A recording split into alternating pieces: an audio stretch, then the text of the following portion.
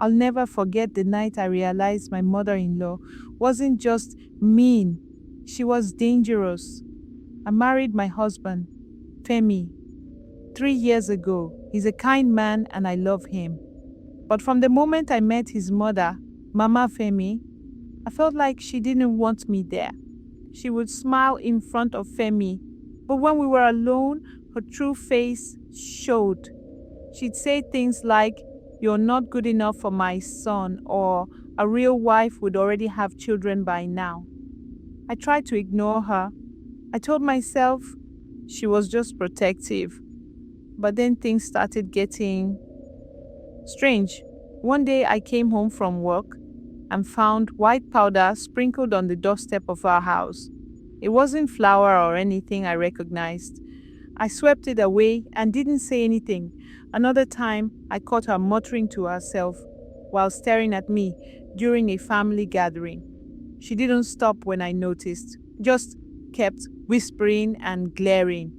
It gave me chills. The worst night came during a visit to our house. She had insisted we stay the night, saying it was late and the road was dangerous. I didn't want to argue, so we agreed. Femi went to bed early because he wasn't feeling well, leaving me alone with her. I was lying on the mat in the living room when I heard movement in the kitchen. It was past midnight and the whole house was supposed to be asleep. I got up quietly and peeked through the doorway. Mama Femi was standing there talking to herself again, her voice low and sharp. She was holding something in her hand, a small black doll. It had pins sticking out of it, and it wore a piece of fabric that looked exactly like the dress I'd worn that day. My heart stopped. She started chanting words I didn't understand, waving her hands over the doll. Her eyes looked empty. I couldn't move. I just stood there, frozen, until her voice stopped. That's when she turned her head, slowly, and looked right at me. "Go back to bed," she said, her voice calm and cold. I didn't argue.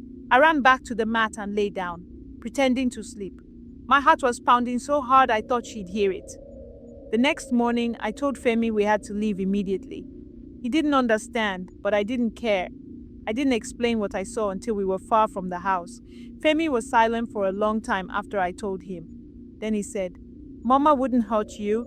She's just different." I didn't push it, but I made it clear I wasn't going back there. A few weeks later, Mama Femi showed up at our house unannounced.